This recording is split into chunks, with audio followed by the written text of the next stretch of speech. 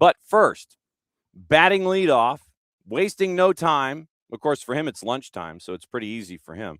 Liam Fox, the new man in charge with what is going on in Jacksonville at USL in the USL Championship, Sporting JAX. See, Liam, I even have the proof right here. It's like right Love there. it. Right Nice. there. New head coach at Sporting JAX. First and foremost, congratulations on the new gig.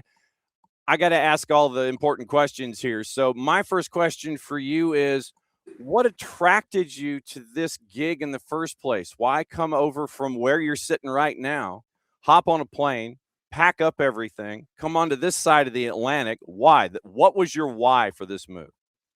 I think it was quite simple for me, John. It was just the unique opportunity of building a club from the ground up, from almost ground zero, day one. And it just captured me straight away. And there's also some really good people there.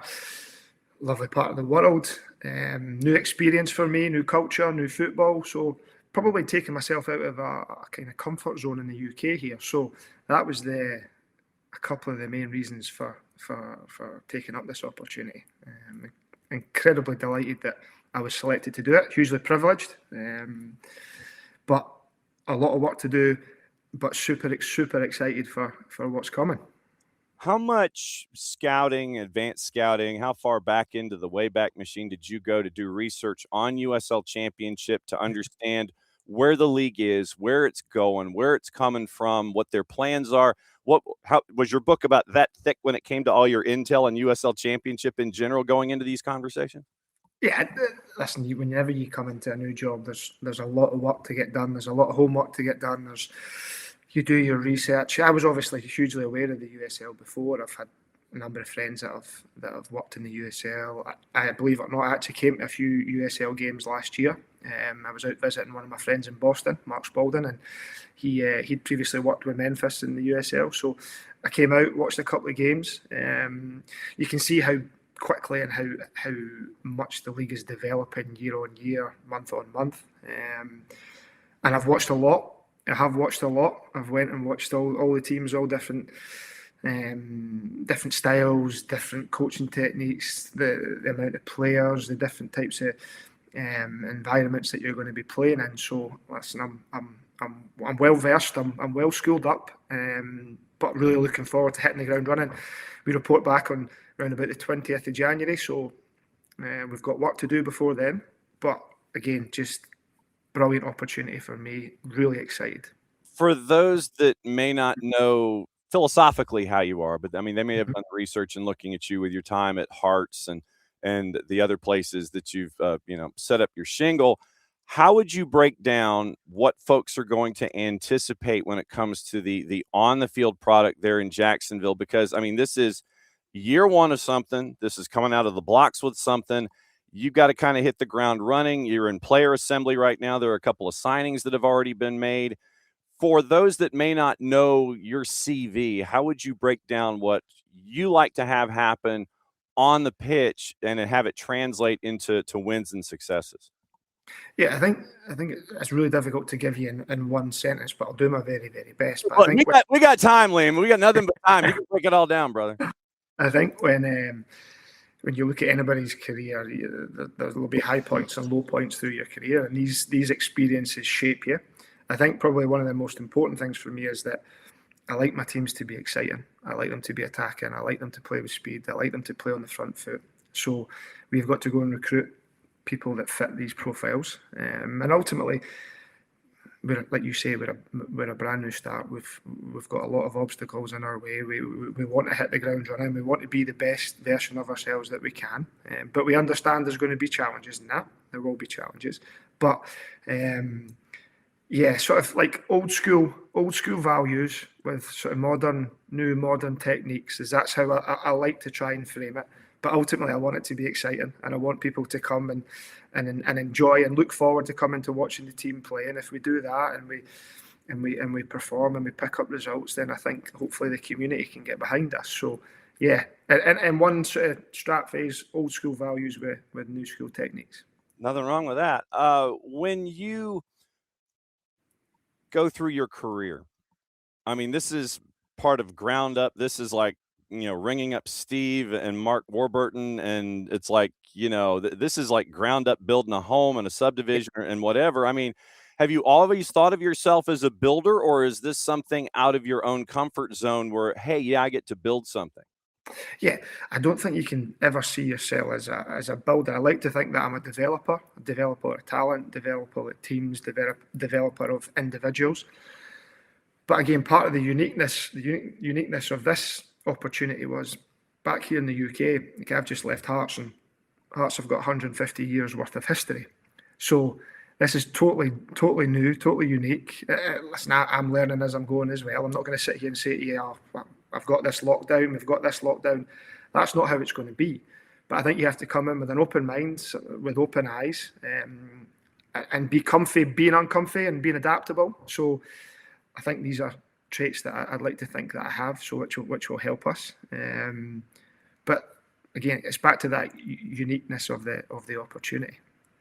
So when you are coming into something like this with USL with the USL Championship and with Sporting JAX, I mean, how do you keep the pressure of expectations off to the side, knowing that you want to succeed over time? And I know that everybody kind of is wrapped up in instant expectations and things like that from a fan perspective, but how do you balance the idea of the instant expectation, both internal and external, with the idea of trying to be patient with a build? Does that make any sense? Yeah, no, it makes total sense.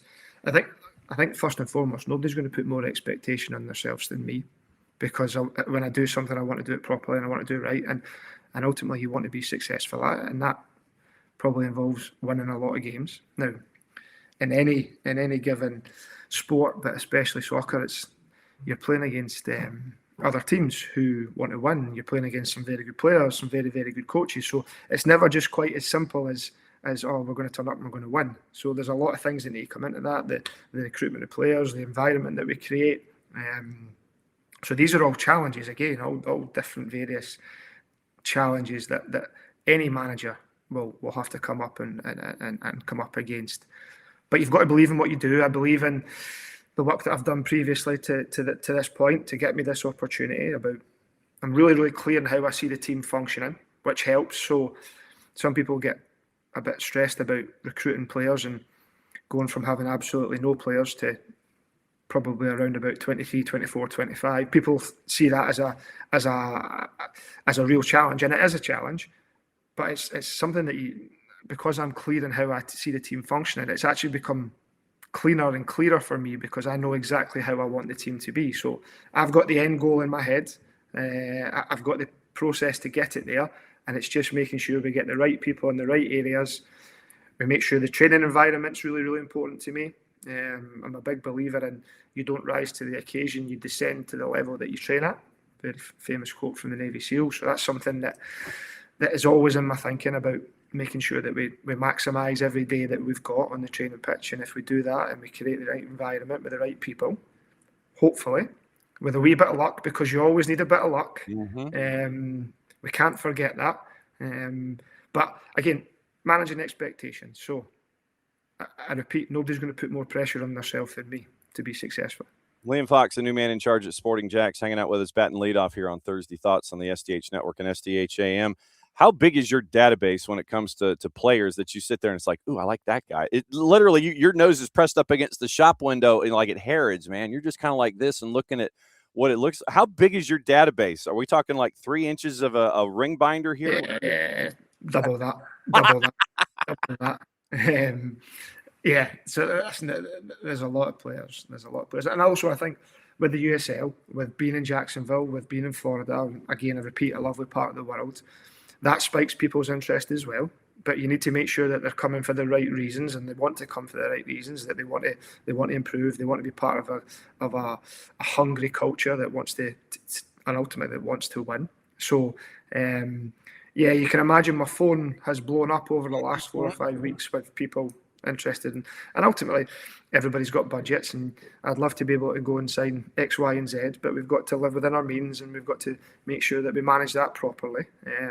But ultimately, it's about getting good people first and foremost. I've spoken to a lot of players over the last 4, 5, 6 weeks, and I don't mind sharing that there's been 1 or 2 that I've just said, no, you're not for me because of the way you are, that good people. Yeah, it's really important that good people, and then whenever they get to this stage, they all have attributes, and it's about picking the right attributes to get the right blend for the environment and the culture, because that's really, really important to me.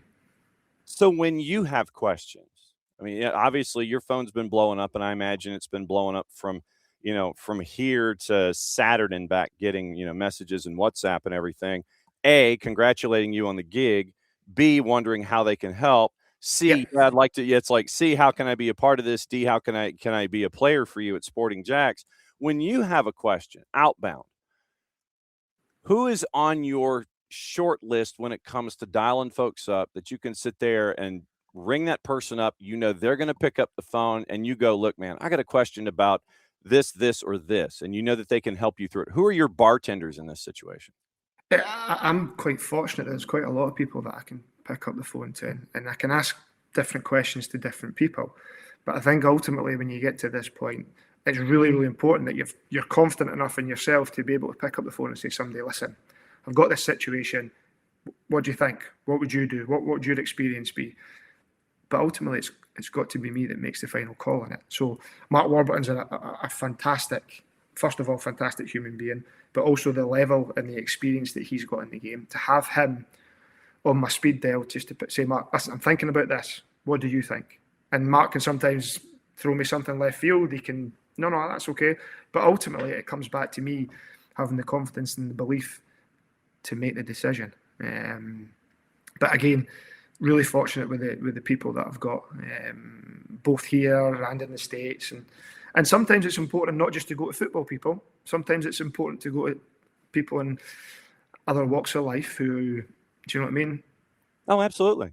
It can't always just be, oh, I've got in a situation on this, let's go to a football guy. Because sometimes different walks of life, different career paths throw different things at you. And listen, I don't have all the answers, so I've got no problem picking up the phone to people and saying, can you give me your opinion on this? Can you give me your opinion on that? Because real world doesn't necessarily just lock itself into athletics. I mean, you could sit there and it could be some guy that, runs their own business, whatever the business is. I mean, it could be, it could be one of the most successful, pubs that you go to. And you could be like a chain of like 900 pubs or something. And, hey, how did you do this? And how are you navigating all that? Yeah, because real world can affect what you can do in athletics just as much. Yeah, absolutely. And take my group of school friends that I've been fortunate enough to know them now for near enough, probably 35 years. Some of them have their own businesses. So everything can be relatable. It's about people, and ultimately it's about managing people and finding setting the culture, setting the boundaries, setting the guidelines, pushing. And I talk quite a lot about engaging with players, challenging players, and then supporting players. These are three things that are consistent in how I will give information, we'll pass information, and we'll preview and we'll debrief. So you've got to be able to engage with them on a human level. You've got to be able to talk to them. But you've also got to be able to poke them and prod them and push them and demand from them. And ultimately, they have to know that you're there to support them in moments, and they're going to make mistakes. We're all going to make mistakes. So that becomes really important. For me, it's about managing the people. The tactical side and the periodization side, that can change. And the greatest thing about football is there's no right and there's no wrong, but you've got to find a way that fits for where you are at that moment in time. So being flexible and adaptable off the back of, contradicting myself here, but I'm really clear on how I see the team functioning. But how you get that to the end point, you're going to have to be able to adapt with different personalities, different cultures, different beliefs. So yeah, that's the challenge, but it comes down to managing people. How long did it take you to become comfortable in your own skin as both a coach and as a navigator of people? A bit of time. Yeah, I'd love to sit here and say to you that it happened overnight. It definitely didn't. I've probably been coaching now near 11 and a bit years. Finished my playing career early due to a bad hip injury. And then when you finish playing, when you're an experienced professional, you think you know the game. You think you have the answer for everything. You think that, oh, I should have done this, we should have done that. But it's not till you come over to the other side that you don't really know the game. And it's taken me this long period of time to get to the point where you've got to be comfy in yourself. You've got to accept that you're going to make mistakes. I think having some difficult experiences over the last sort of 11, 12 years is really important. And there's nothing, you're going to go through that. It's elite professional soccer. There's going to be difficult periods, but it's how you talk a lot about resilience and being able to bounce back from how are you going to react. My dad, best bit of advice I ever got, my dad used to say to me when I was younger, and I would be mumping and moaning about things, and he'd say, well, what are you going to do? You can sit here and mump and moan about it, or you can actually do something about it. You can learn from it. And I've tried to take that with me everywhere I've gone. There's going to be mistakes, there's going to be difficult times, but what we're going to do about it. And that's a characteristic that I hope will be evident in the playing group this season. And I mean, I know that most of your playing career was at Livingston, but you've had a lot of your coaching time is at Hearts. And anybody that knows about Hearts history, where there were times where a lot of folks might be thinking, yeah, man, they might be on death's door as a franchise. Absolutely. And so you get to you're learning from, you know, the absolute ground zero of how things can get rough. And now Hearts top of the table.